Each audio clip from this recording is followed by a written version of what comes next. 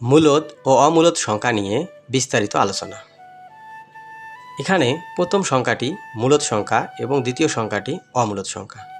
কেন প্রথম সংখ্যাটি মূলদ সংখ্যা এবং কেন দ্বিতীয় সংখ্যাটি অমূলদ সংখ্যা, এই বিষয়ে বিস্তারিত আলোচনা করব আজ। যেমন আমরা যদি প্রথম সংখ্যাটিকে এভাবে লিখি 95/37 সমান 2.567567, তাহলে আমরা এটা বুঝতে পারবো যে এটা মূলদ সংখ্যা। আবার দ্বিতীয় সংখ্যাটিকে যদি আমরা √3 সমান 1.732050 এভাবে লিখি, এভাবে লিখি, তাহলে আমরা বুঝবো এটা অমূলদ সংখ্যা। কিন্তু যদি এভাবে থাকে আর কোনো কিছু না থাকে, তাহলে কেমন করে বুঝবো প্রথমটি মূলদ সংখ্যা এবং দ্বিতীয়টি অমূলদ সংখ্যা? আজ এই বিষয় নিয়ে বিস্তারিত আলোচনা করা হবে। আমাদের মূলদ এবং অমূলদ সংখ্যা সম্পর্কে বিস্তারিত জানার জন্য নিম্নের বিষয়গুলো জানতেই হবে, তাহলে আমাদের বুঝতে খুব সহজ হবে। প্রথমে আমরা জানব মূলদ সংখ্যা কাকে বলে। মূলদ সংখ্যা যদি পি ও কিউ পূর্ণ সংখ্যা হয় এবং কিউ সমান 0 হয়, তবে পি ভাগ কিউ আকারের সংখ্যাকে মূলদ সংখ্যা বলে। যেমন 3/2, 5 ইত্যাদি। 5 যেভাবে মূলদ সংখ্যা, 5কে আমরা 5/1 লিখতে পারি, তাই 5 একটি মূলদ সংখ্যা। বা মূলদ সংখ্যাকে দুইটি সহমৌলিক সংখ্যার অনুপাত রূপে লেখা যায়। যেমন 5/7, 17/23, 9/13 ইত্যাদি। মূলদ সংখ্যার সংখ্যা জানতে গিয়ে এখানে আমাদের দুইটি জিনিস স্পষ্ট করা দরকার: পূর্ণ সংখ্যা এবং সহমৌলিক সংখ্যা। এখন পূর্ণ সংখ্যা কাকে বলে এবং সহমৌলিক সংখ্যা কাকে বলে, এই বিষয়টা আমাদের জানা দরকার। এখন জানব পূর্ণ সংখ্যা কাকে বলে। পূর্ণ সংখ্যা 0 সহ সকল ধনাত্মক ও ঋণাত্মক অখণ্ড সংখ্যাকে পূর্ণ সংখ্যা বলে। যেমন -2, -1, 0, 1, 2 ইত্যাদি পূর্ণ সংখ্যা। এখন জানব সহমৌলিক সংখ্যা। দুইটি স্বাভাবিক সংখ্যার গসাগু 1 হলে এদেরকে পরস্পরের সহমৌলিক বলে। যেমন 8 ও 3 পরস্পরের সহমৌলিক, 11 ও 23 পরস্পরের সহমৌলিক, 5 ও 7 পরস্পরের সহমৌলিক ইত্যাদি। এরকম আরও অসংখ্য সংখ্যা হতে পারে। এখন জানব অমূলদ সংখ্যা। যদি পি ও কিউ পূর্ণ সংখ্যা হয় এবং কিউ 0 হয়, তবে যে সংখ্যাকে পি ভাগ কিউ আকারে প্রকাশ করা যায় না, তাকে অমূলদ সংখ্যা বলে। যেমন √2, √5 ইত্যাদি। পূর্ণবর্গ নয় এরকম যে কোনো স্বাভাবিক সংখ্যার বর্গমূল অথবা তার ভগ্নাংশ অমূলদ সংখ্যা। যেমন √5, √5/2 ইত্যাদি। এখন আমরা জানব স্বাভাবিক সংখ্যা, কারণ এই পূর্ণবর্গ নয় এরকম যে কোনো স্বাভাবিক সংখ্যা। তাহলে এখানে স্বাভাবিক সংখ্যা বলতে কোন সংখ্যাগুলোকে বোঝানো হয়েছে, আমরা সেই স্বাভাবিক সংখ্যা জানব। তারপরে জানব ভগ্নাংশ, ভগ্নাংশের প্রকারভেদ, দশমিক ভগ্নাংশ, এই বিষয়গুলো। যদি এই বিষয়গুলো আমরা বিস্তারিত জানতে পারি, তাহলে মূলদ এবং অমূলদ সংখ্যার মধ্যে আমাদের কোনো আর না বোঝার কিছু থাকবে না। স্বাভাবিক সংখ্যা কাকে বলে? স্বাভাবিক সংখ্যা ধনাত্মক অখণ্ড সংখ্যাকে স্বাভাবিক সংখ্যা বলে। যেমন 1, 2, 3, 4, 5 ইত্যাদি। ভগ্নাংশ যদি কিউ সমান 0 এবং কিউ সমান 1 ও কিউ দ্বারা পি নিঃশেষে বিভাজ্য না হয়, তবে পি ভাগ কিউ আকারের সংখ্যাকে ভগ্নাংশ বলে। যেমন 5/7, 17/23, 9/13 ইত্যাদি। এগুলো বা এই ধরনের আরও অনেক সংখ্যা আছে যেগুলো ভগ্নাংশ। ভগ্নাংশ সম্পর্কে বিস্তারিত জানার জন্য আমরা এখন কিছু টপিক আলোচনা করব। এই টপিকগুলো মনোযোগ দিয়ে জানা দরকার।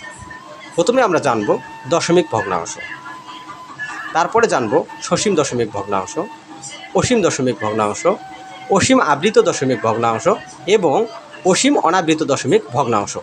এই কয়েকটি বিষয়ে যদি আমরা বিস্তারিত জানতে পারি, তাহলে আমাদের এই বিষয়ে আর কোনো বাধা থাকবে না। কোনোভাবেই আমরা বুঝতে ভুল করব না যে মূলদ সংখ্যা এবং অমূলদ সংখ্যার মধ্যে পার্থক্য কী। এখন জানব দশমিক ভগ্নাংশ। বাস্তব সংখ্যাকে দশমিক দিয়ে প্রকাশ করা হলে তাকে দশমিক ভগ্নাংশ বলে। যেমন 5.00, 1.5, 3.333 ইত্যাদি।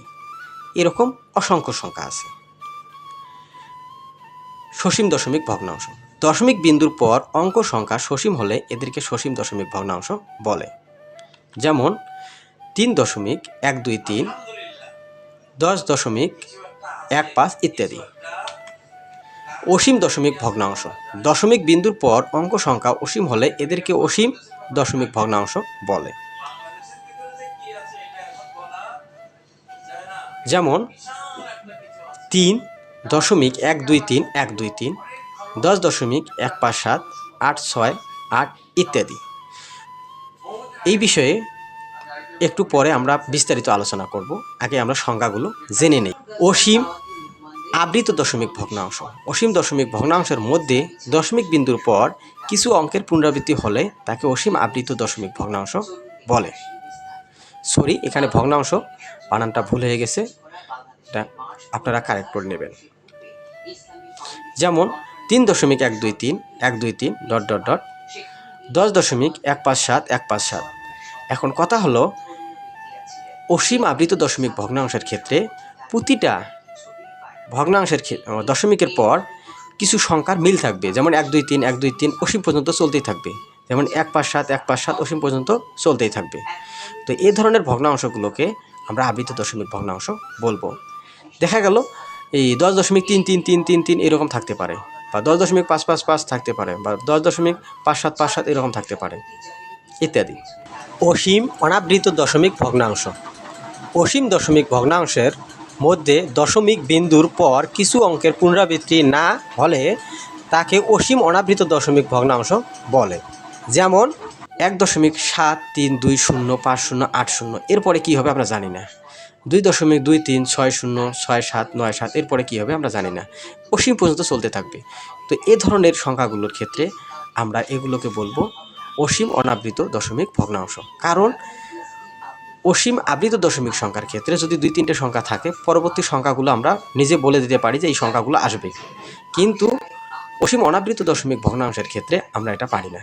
তাই একমাত্র মূলদ এবং অমূলদ সংখ্যা পার্থক্য নির্ণয় করার জন্য অসীম অনাবৃত দশমিক ভগ্নাংশই শ্রেষ্ঠ হাতিয়ার।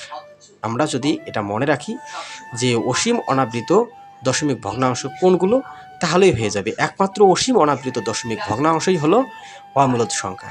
বাদ বাকি যত বাস্তব সংখ্যা আছে সবগুলোই মূলদ সংখ্যা। এখন আমরা বাস্তবে একটু অভিজ্ঞতা নেব। মূলদ সংখ্যা। মূলদ সংখ্যা দেখতে কীরকম? p/q আকারে। তাহলে 5 কি মূলদ সংখ্যা? হ্যাঁ, 5 অবশ্যই মূলদ সংখ্যা। 5কে আমরা লিখতে পারি 5/1। আবার -10.123 এটা কি মূলদ সংখ্যা? হ্যাঁ, অবশ্যই এটা মূলদ সংখ্যা, কারণ এটাকে আমরা p/q আকারে লিখতে পারি। এই যে -10/12/3/1000 এটা হলো আমাদের কি মূলদ সংখ্যা, কারণ এটা p/q আকারে প্রকাশিত হয়েছে। আবার 8.123 এটাও মূলদ সংখ্যা। কেন এটা মূলদ সংখ্যা আমরা এখন বুঝতে পারবো। এই সংখ্যাটিকে আমরা p/q আকারে প্রকাশ করতে পারি। তো কীভাবে q/q আকারে প্রকাশ করতে পারি একটু আমরা দেখার চেষ্টা করি। এটাকে আমরা এইভাবে লিখতে পারি, যে সংখ্যা বারবার আসবে সেই সংখ্যাগুলোকে আমরা পৌনঃপুনিক আকারে এভাবে প্রকাশ করতে পারি। যেহেতু 1 2 3 এখানে বারবার আসতেছে, তাই আমরা 1 এবং 3-এর উপর পৌনঃপুনিক চিহ্ন দিয়ে দিয়েছি। এটাকে আমরা লিখতে পারি এভাবে, তারপরে বিয়োগ করে এটা লিখতে পারি। তাহলে সংখ্যাটা p/q আকারের, তাহলে এটা মূলদ সংখ্যা। এখন অমূলদ সংখ্যা কোনগুলো হবে? যেগুলো p/q আকারে হবে না, এই সংখ্যাকে p/q আকারে প্রকাশ করা যায় না। যেমন √2 একটি অমূলদ সংখ্যা। কেন? এই যে 1.41 42 13 56 ... এই 6-এর পরে কি সংখ্যা হবে আমরা কিন্তু এটা জানি না। তারপরে 7 এটাও একটা অমূলদ সংখ্যা। 2.64575131 এটা হলো কি অমূলদ সংখ্যা। এখন আমরা যদি ক্যালকুলেটরে একটু হিসাব করার চেষ্টা করি তাহলে আমরা বিস্তারিত বুঝতে পারবো। এখন আমরা যদি ক্যালকুলেটরটাকে একটু সাইডে রেখে দিতেছি, তো আমরা প্রথমে কি করব, এই যে এখানে √2 আছে, √2 আমরা নিয়ে ক্যালকুলেশন করে দেখি √2।